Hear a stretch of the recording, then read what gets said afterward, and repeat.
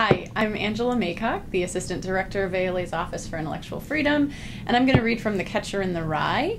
This is my copy of Catcher in the Rye. I actually borrowed this from my mom in 8th grade. I read it for Mr. Byers' English class in 8th grade. I thought that was pretty cool.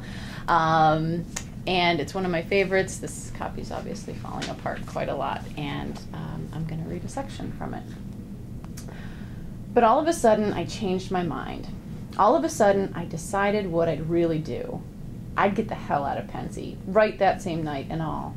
I mean, not wait till Wednesday or anything. I just didn't want to hang around anymore. It made me too sad and lonesome.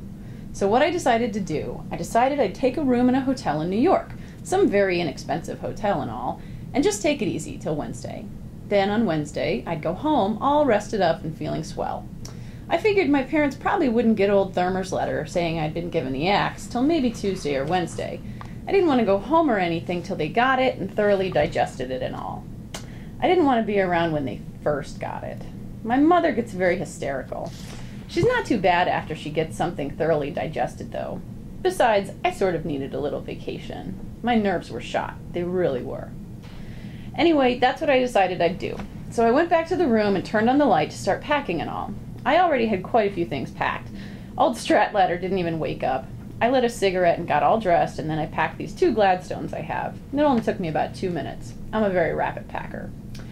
One thing about packing depressed me a little. I had to pack these brand new ice skates my mother had practically just sent me a couple of days before. That depressed me.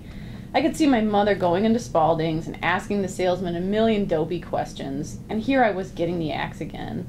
It made me feel pretty sad. She bought me the wrong kind of skates. I wanted racing skates and she bought hockey, but it made me sad anyway. Almost every time somebody gives me a present, it ends up making me sad. After I got all packed, I sort of counted my dough. I don't remember exactly how much I had, but I was pretty loaded. My grandmother just sent me a wad about a week before. I have this grandmother that's quite lavish with her dough. She doesn't have all her marbles anymore. She's old as hell, and she keeps sending me money for my birthday about 4 times a year. Anyway, even though I was pretty loaded, I figured I could always use a couple extra bucks. You never know. So what I did was I went down the hall and woke up Frederick Woodruff, this guy I'd lent my typewriter to. I asked him how much he'd give me for it. He was a pretty wealthy guy. He said he didn't know. He said he didn't much want to buy it. Finally, he bought it, though. It cost about 90 bucks, and all he bought it for was 20. He was sore because I'd woke him up. When I was all set to go, when I had my bags and all, I stood for a while next to the stairs and took a last look down the goddamn corridor. I was sort of crying. I don't know why. I put my red hunting hat on and turned the peak around to the back the way I liked it. And then I yelled at the top of my goddamn voice, "Sleep tight, you morons!" I'll bet I woke up every bastard on the whole floor. And then I got the hell out. Some stupid guy had thrown peanut shells all over the stairs, and I damn near broke my crazy neck.